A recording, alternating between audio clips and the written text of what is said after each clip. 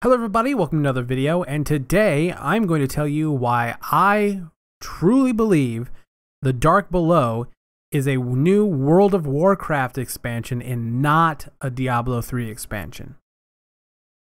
Now, first let's begin with what this news even is. It was broke today that the trademark for the name The Dark Below was filed by Blizzard for the identification of computer game software. Now, people are speculating that this could either be a WoW expansion or a Diablo 3 expansion. There is a lot of information here that I've found doing research to see, more and make it more concrete to me why I believe the Dark Below is a WoW expansion. And I'm not going to go over every small detail, but I'm going to give you little pointers and little bits of information that'll help you do your own research if you'd like.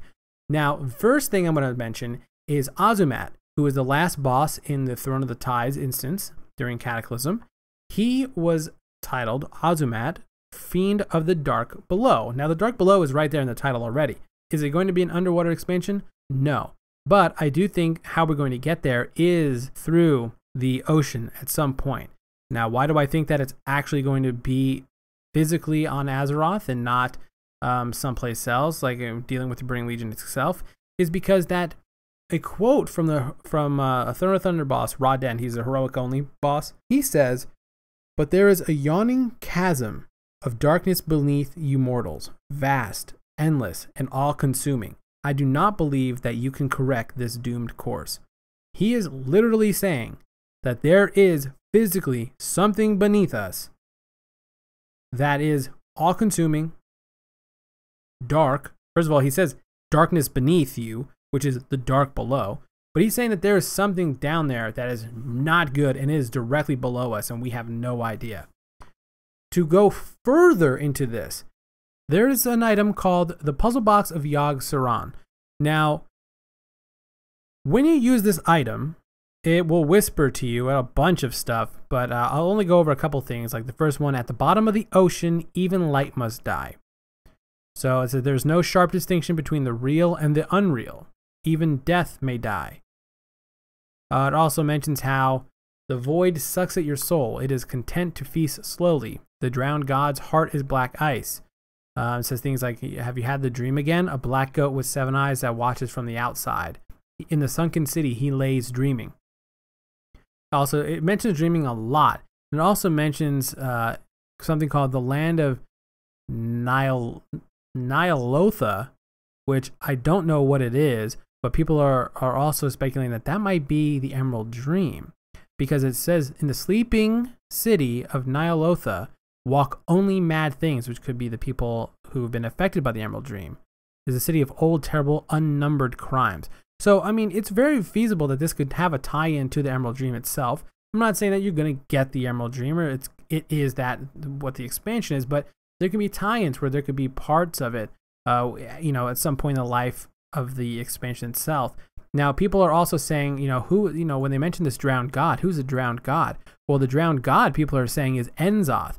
Now, Enzoth is an old god who apparently helped Deathwing. Now, they actually specifically said that Enzoth was helping Deathwing, but he's being helped by a guy named Warlord Zonaz, who you saw in the Dragon Soul raid.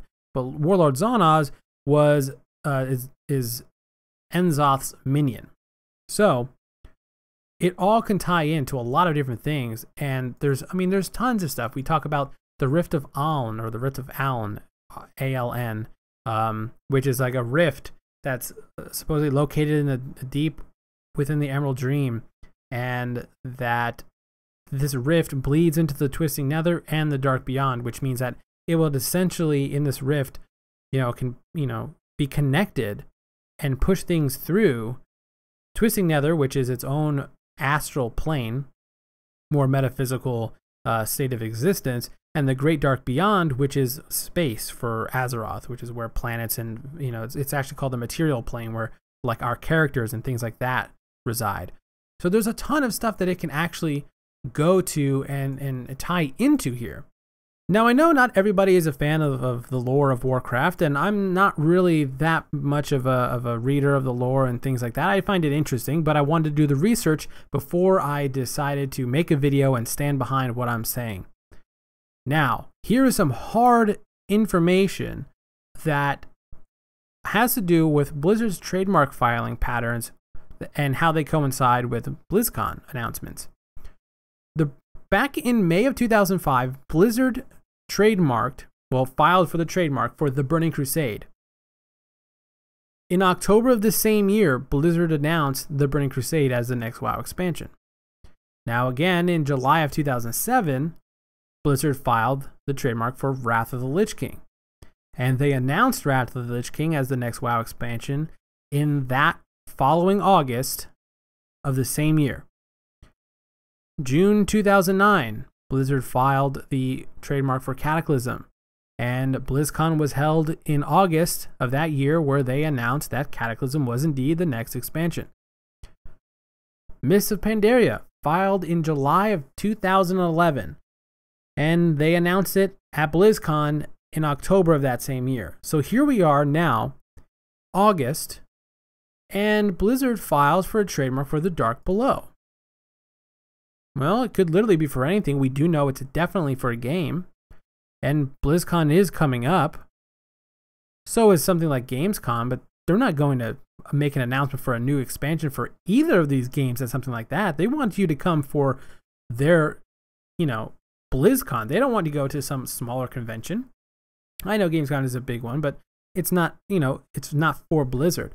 And with all of this here and all of this information, I have yet to really see anything about why people believe it's a Diablo 3 expansion. Now, Diablo 3 expansion, I can see how you would think there's a correlation between, Diablo 3 is, the devil and the Dark Below, and that, it sounds cool. But really, I wish I could see someone post, information like this and make videos talking about it like I am for the, saying that it's for, wow, I wish someone could do it for Diablo 3.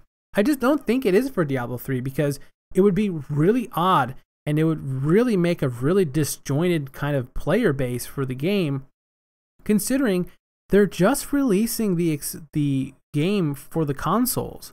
Like, they're just releasing it. It's not, hasn't even been out yet.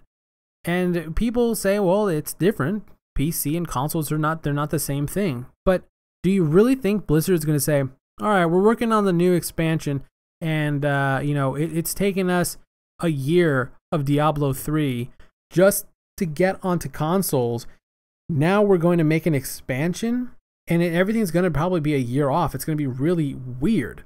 So why would they decide to do something like that? Not only that, but it was like 3 years before StarCraft 2 had their first expansion. Now, WoW has an expansion every year and a half. Diablo 3 is, very new, so they haven't really had that yet. And I don't think they're going to make an expansion this early. I mean, it's really, really early. So with all this info, this is why I believe that the Dark Below is the next WoW expansion. Leave me a comment below. Let me know what you guys think. What do you think? Do you think it's Diablo 3, or do you agree with me and believe it's WoW? Don't forget to like this video if you enjoy it, and also share this video with your friends who are interested in the same topic.